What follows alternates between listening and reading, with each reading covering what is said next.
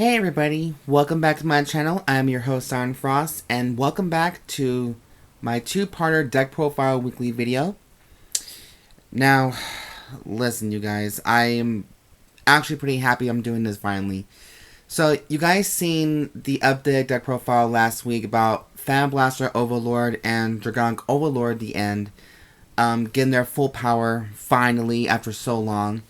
Yes, I'm finally starting doing the set 5 collection, and what I find very funny about this set is the trial deck in its own accord, because it just brings up some certain cards that you might like. You know, you can splash them with other decks, but I think these cards specifically from set 5 are only for the ones who are using Glitter Force. I think that's just pretty much it. So, you know, I find it very funny that it's a trial deck within a set. I think it's a little joke, but, you know, I think it's kind of a little bit funny. But anyways, this week's video, we're going to be doing Majesty Lord Blaster, finally, after so long. And in the next video, part 2 video, we're going to be doing Tamayura. Is she like the 4th Dragon Empire? No, she's the 5th Dragon Empire ride line. So, we're finally going to start doing these and get caught up pretty much, because either tomorrow or Friday is the new trial decks for Leonorn, Youthberg, and Dryruld. The Demon Dragon. I don't know what the hell you want to fucking call his name, but I'm sad and I'm pissed about this because I had the money to go buy some of these trial decks. I ordered 4 of each trial deck just to get the Triple R main grade 3 girl and the expansion sets. So, you know, 50-50 on that one. But unfortunately, I spent a lot yesterday, and I shouldn't have done that. So, you know, me being a dumbass, I spent it on Pokemon pins. Yes, Pokemon pins. Oh well. But enough my yapping, enough my chatter. Y'all came here to see a video, so I'm here going to give you one. Now, what I find about Aichi Sendou's MLB, short for Majesty Lord Blaster, is the fact that it's a classic version of the Season 1 MLB. So, that's why I find it very hilarious. But anyways, so for starting, let's start for the ride deck. We have Wingal Brave, which was a very good card back then for the MLB deck. It's just specifically for that. Even though Wingal was meant to be for Blaster Blade, so it makes more sense. But yeah, that's the grade 0 now. The grade 1 is Little Sage Marron, which, can you all quote me something on this? I've heard so many different stories. Is Marron a boy or a girl? I've seen the G Guardian version of him, and it looked like he's more of a woman than a guy. So, I just want to ask for what your thoughts on that one is. Next, for grade 2, we have Blaster Blade, which I do love the artwork very much so, and I cannot believe I'm saying this, but I'm finally doing a Blaster Blade kind of deck in my video. So, since it's part of the Overdress now, and I'm pretty sure Aichi's in his early 30s or late 30s when he's still playing Vanguard. Maybe got married with Rati Kurti. I don't know what's going on with him. But I'm pretty sure Team Q4 is now full-grown adults, and now they're living their best life to the fullest. So, there you go. His new skill is, because I do have copies of him in the deck, I'm more than happy to read his effect to you. So, when this unit is placed on the Vanguard circle, Counterblast 1. Choose one of your opponent's rear guards and retire it. If you did not retire, you can draw 1 card. Now, its rearguard skill is, when it's placed on rearguard, Counterblast 1, choose one of your opponent's grade 2 or greater rearguards and force off the field. So you gotta be really careful about if your opponent has interceptors. This is good for intercepting, very much so. Last but not least, the main boss for this deck is, of course, Majesty Lord Blaster, aka MLB for short. Now, his skill is a familiar one because I believe this is kind of the same effect from the original MLB. But his new skill is, if your soul has Blaster Blade and Blaster Dark, this unit gets 2,000 power and +1 critical at all times. So he's a 15k double critical guy on the spot. Right then and there. But now, Vanguard skill. When this unit attacks a Vanguard, perform all of the following effects. Put a Blaster Blade from your rear guard into your soul. Choose one of your opponent's rear guards and retire it. And if you put a Blaster Dark in there, put it into your soul. This unit gets +1 drive. So, you know, it's a very beneficial card. You can get a triple drive right then and there, as long as you have both cards are in the soul. So, like I said, it holds a little bit of a classic Season 1, Set 5. Is it Set 5, I believe? When did Majesty Blaster first came out? Or is it Set 6 or Set 5? I don't remember. Don't come for me if I don't remember. It's been a very long time. But yeah, that's the ride line. Confirmed ride line for Majesty Lord Blaster. And I'm actually going to say, I'm living for it. You know, I was never a big fan of Royal Paladin when I first started playing Vanguard. If anything, I played Oracle Think Tank when I first started playing Vanguard. And my avatar was a trial deck with Sakuya. Oh, and what's fitting, I got the MLB V-Series kind of sleeves. Just for him. So, I mean, I thought it'd be more appropriate for this video anyways. So, that is the ride deck. Now let's move on to the main deck. So for grade zeros, this is not a surprise to you guys, so don't be like too annoyed if this trigger lineup will never kind of change, or I'm still testing the waters a bit on some decks. But here is my version of the Royal Paladins, pretty much. So we're using 4 heal triggers, which is Arshes. I do like her because she does remind me of Elaine, but more armor based.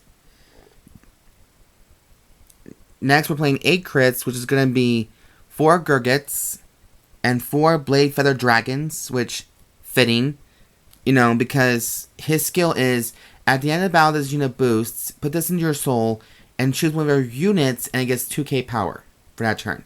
So I think that's pretty much awesome. Now, this is an unpopular opinion, but I do play 3 front triggers in the deck. This is my personal thing on it. You can be entitled to it.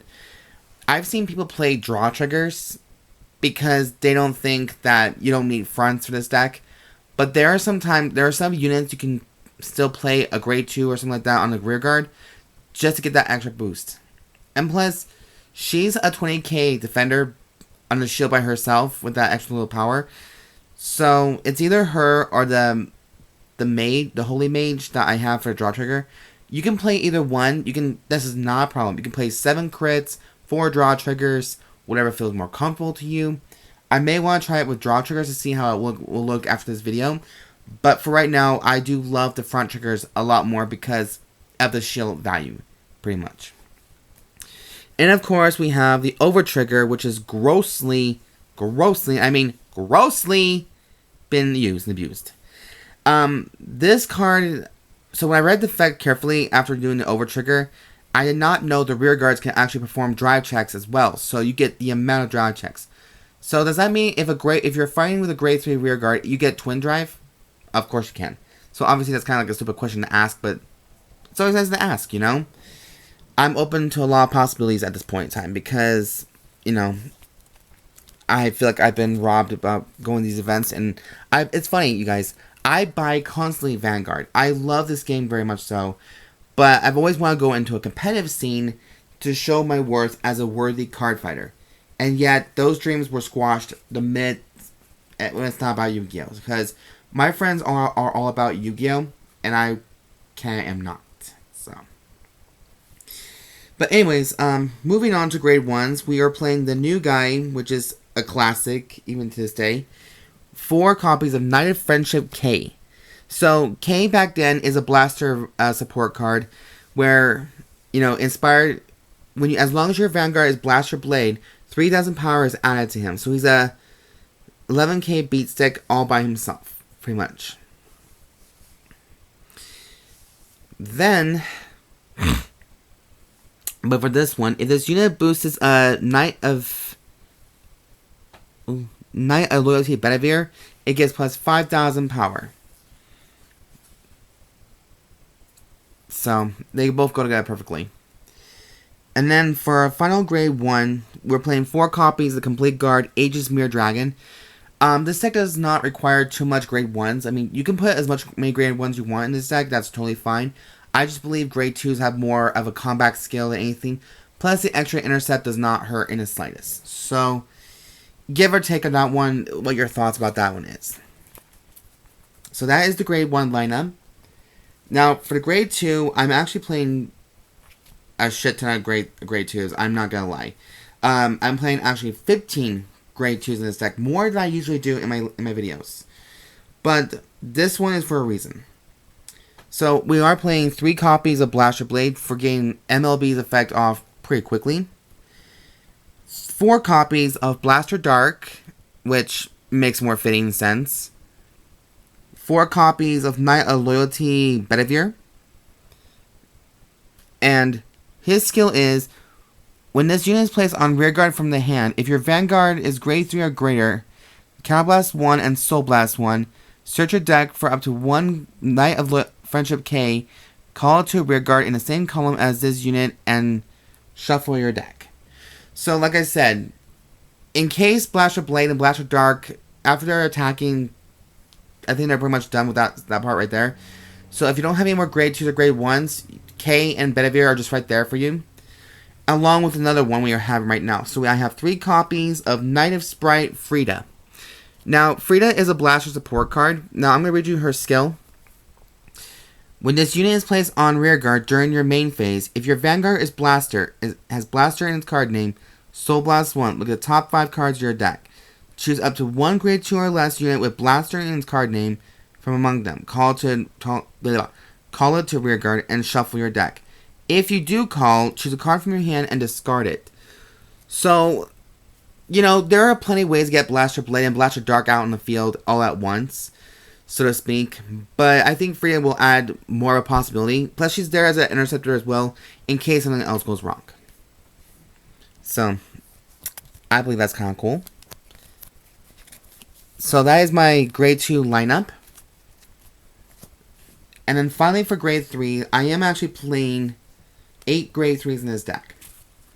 So of course, we have to have Majesty Lord Blaster, 3 copies of him in the deck for the Persona Right ability, pretty much so. And then 3 copies, we have 3 copies of Gigantic Beater. So as long as your Vanguard has Blaster in its card name, this unit gets plus 5,000 power when it attacks.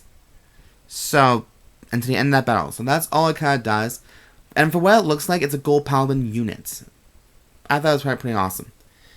And finally, I'm playing 2 order cards, which is Bravery to stand against, Will to pierce through.